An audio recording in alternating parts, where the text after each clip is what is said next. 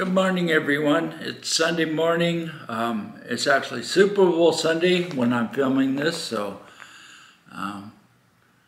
yay for whatever team you're for. Probably won't get this posted, but maybe late today or tomorrow. But as if you've watched any of my earlier videos, one of the things I do is I've been teaching some ceramics techniques and things in the art room where I live, in the community, senior community. And so this morning, I'm going to show you some of the glazing work that some of my students have done. The kiln right back there, I ran it Friday night. I started it. It finished early Saturday morning. It's now Sunday morning. It's completely cooled. And so I'm going to show you a few things.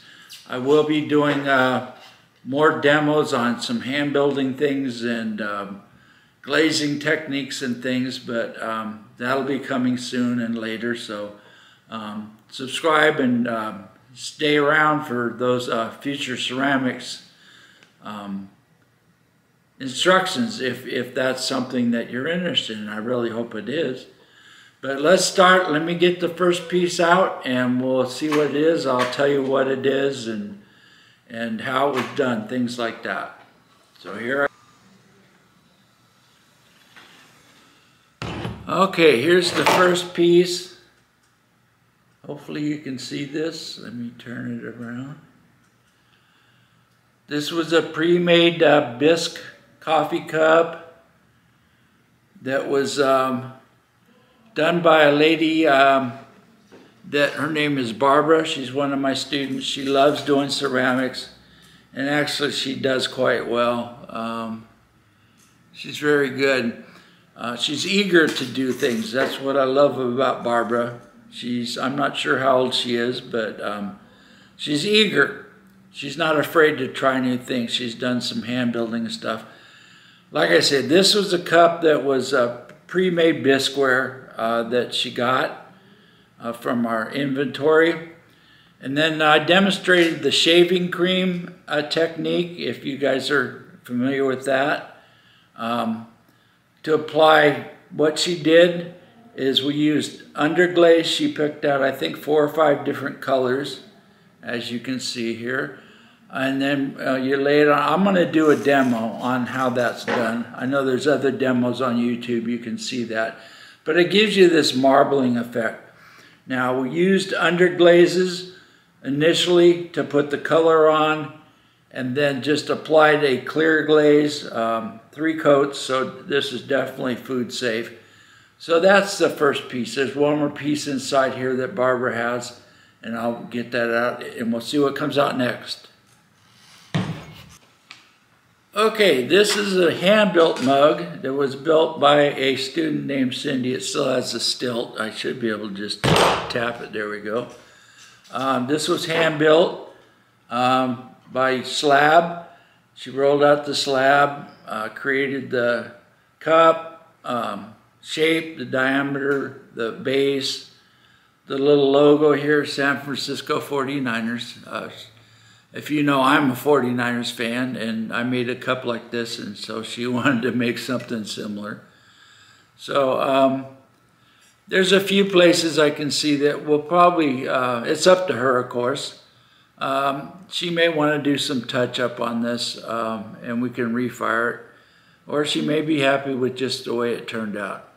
But that's, I will demonstrate my hand-building techniques at some point to you. But really, this turned out pretty good. This one used some underglaze for the brown color. That was a brown called Ginger. The logo is painted with mostly stroke and coat colors, for those that are familiar with stroke and coat. And then the whole thing, of course, was coated in clear. I think 2 coats of clear on this, maybe 3. I'd have to confirm with her. But that's a hand build. And again, this is just one of several that my students have been making hand built. Okay. Okay, this again is a pre-made bowl bisque that a lady named Linda painted. She did a blue on the exterior. I'd have to find out the exact colors. The inside was a purple. It's very basic. She wanted it to be show the runniness of the glaze. Again, I'm not 100% sure of what glazes she used. I'd have to get that information from her, but I believe it was, well, I'm not sure. I think it was a Mako glaze, but these were glazes that she used. And so, and then a clear on the top. Put it on in different thicknesses in different places. It's all brushes, brushed on, so, and of course when we fired it, I fire with usually a 20 or 30 minute hold. When it gets up to cone 4, excuse me, these are fired to cone 4. Okay, I'm gonna stay back a little bit. Oops. This is a larger piece, but I can get a little closer here. This is one that Barbara painted. She decided to do this. Of course, it's a precast piece of bisqueware. It's a Santa Claus kind of a thing. And she used different colored glazes and things and put them on again in different thicknesses and stuff. Some of these are very shiny glazes that she used. I don't think she put any clear, if I remember right. She didn't use any clear. Most of these I think were stroke and coat or other Mako glazes. There are a couple places that she used an underglaze, so they're quite flat in appearance. I don't know if you can try and see if you can see the detail in the face. And so again, really, it's up to her. It's up to her piece. I can see a couple places where, and she didn't want, of course, it to be running. So there's a couple places where maybe she wants to touch up. It's completely up to her. So I told her, let's fire it. She wasn't sure what she wanted. And I said, you know, if we need to add or touch up or whatever, we can definitely do that. And so I think she'll like this the way it came out. I do. And we'll see what she says, of course, when she sees it tomorrow. Tomorrow morning we will have our class. And if she wants to touch up a few spots, she definitely can. And we can refire it. So we do that from time to time. Okay, let's.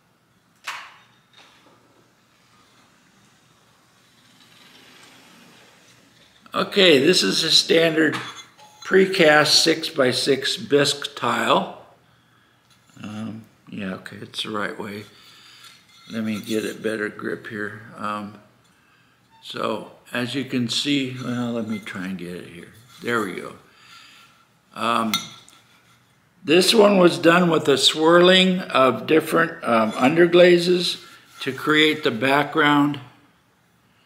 Swirling of, we just basically applied them, dripped them right out of the bottle, and then kind of swirled the paints together with the back end of a paintbrush, and then kind of rolled the glazes, or not glaze, underglazes around. These are all underglazes. Again, they're Duncan, which I know is discontinued, but other underglazes will give you the same thing.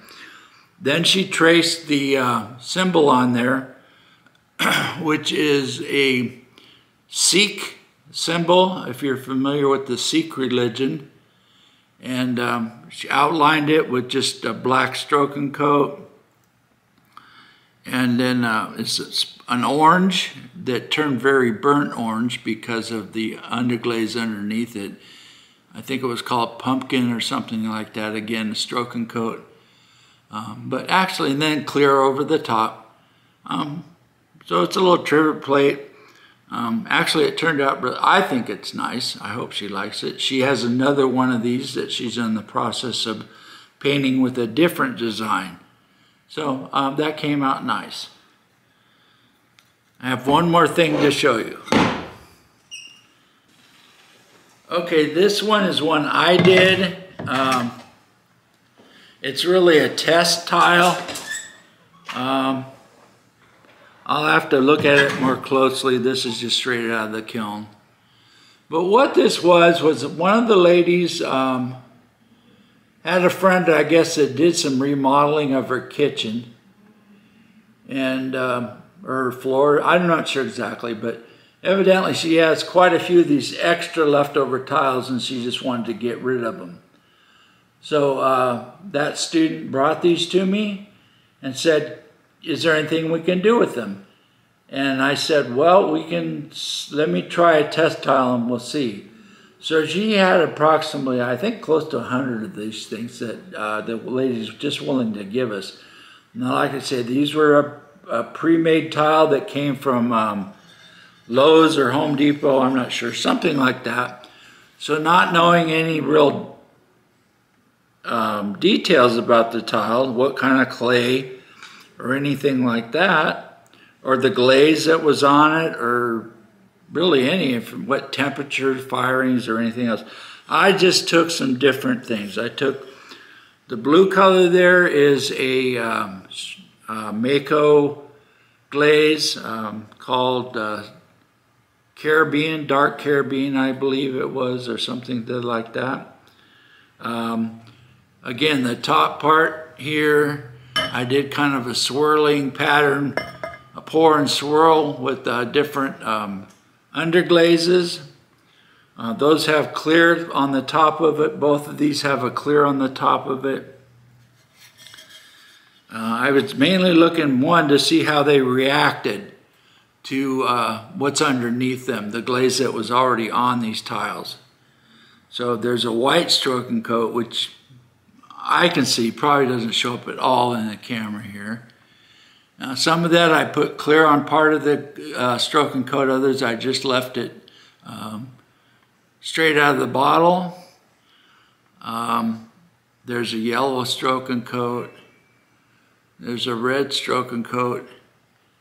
And then way over here I put the clear on top of the underglaze.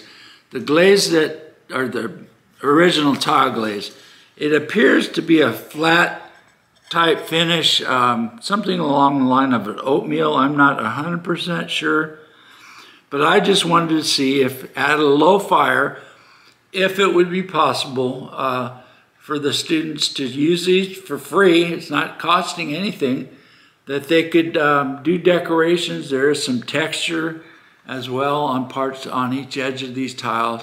Like I say, it looks like these were maybe a backsplash type tile or something, I'm not sure. But I just wanted to see if we could use them, if they would be able to be used to fire over the top of what's already there and do decorations for anybody that wanted to just experiment. So it looks successful from that point. It appears that there wasn't any major reactions. The colors came through for the most part. So these are usable as decorating tiles. So that's great. Basically, to prep it, all I did was I washed the tile to get the dirt and dust off the surface, washed it really well. And then I, prior to glazing, of course, I used isopropyl alcohol. And I really went over the surface to make sure there wasn't any oil, soap residue, anything like that. Try and give it its best chance for adhering. So, I think this was a success, and I can tell my students that we have these large quantities of extra tiles now that they can just take for free, no cost, and design however they see fit. You know, it's a little bigger. I think these are 9 by 9 size, but they'll be able to just decorate these for free. And that's always nice. And like I did, this was completely test tile, so if they want to just use these to maybe try out and see the colors of different glazes, before they use them on other pieces. They can do that. Or if they just want to decorate these as for wall hangings with frames, that's an option. They may want to decorate these for trivets. That's an option. But anyway, we can use these tiles. So that's wonderful. Thank you for whoever provided these free tiles to us, and we will definitely use it. So anyway, that's my demo or kiln opening, my first kiln opening. As part of the channel, I'll have category sections in my YouTube channel as I get going. This will be the first one in my ceramics section or pottery section, whatever you want to call it. I have one in living with a disability section. I'm going to have a section probably with motivation, hopefully. Motivate people not to be afraid regardless of their situation, regardless, I should say, to get out there and try things. So I hope you enjoyed today's opening of the kiln. Like I say, this is just the beginning of several. I have a whole lot of plans. Of course, it's going to take me time to do the videoing and the editing and posting and things like that. But I will have a section of ceramics. There will probably be just me. I've told a couple of my students I want to start making some YouTubes. Several of them kind of indicated they really didn't want to be on camera. But I think I have a couple that they'll let me film them actually creating, or even as I do demos, it'll be in a class where I can film it as a class as long as I don't show a lot of the students if they're not going to let me. So I am working on throwing on the wheel, even though I have really only the working of one hand. So I'm in a learning process. I made what's going to become a candle holder a few days ago. It's still in the drawing process. Probably tomorrow I will, it should be to the point where it'll be leather hard and I can trim it. And so I may film the trimming process. Again, this is not necessarily in sequence of how things are done, but I may show the trimming. Of course, it'll be an experiment for me. I used to be able to do quite a bit of pottery prior to my stroke, but now I'm learning how to redo some things. Everything I'm having to learn how to redo and develop techniques of how I can do them with just my limitations, physical limitations. So anyway, if you like that kind of video, you may learn something. I mean, if I can do it with one hand, I know you can do it with two. So it's just a matter of practice, practice, practice. That's what it is when it comes to ceramic. I know people in my class have told me, well, I've never been able to, I can do hand building, but I've never been able to do throwing. Well, I just think they gave up too early personally. So hopefully I can get a few of them, even though they may struggle. I'm going to show a few of them and try and encourage them to try and throw some pieces as well. Just simple things to start. Nothing fancy, but it's not about that. It's just about having fun in the whole creative process. So if you like this kind of video, please click on the subscribe button. I think it's supposed to pop up at the end. If it doesn't, please just go on the channel itself and subscribe. I really need your subscriptions. Your likes would be wonderful. Leave me comments. I will check any comments that come in and respond. So I really am hoping to be a motivation, like I say, inspiration, show creativity, increase people to try things, to stretch their abilities. And in doing so, hopefully we can just all make a better world, because we need it at this time. So anyway, being Sunday morning, I will say goodbye. Super Bowl's coming on in a little bit. I'm a 49ers fan, so I hope both teams lose today, if that makes sense. But anyway, have a blessed day, and I look forward to having you continue to come along with my journey. And hopefully you'll share this with others as well. Thanks again.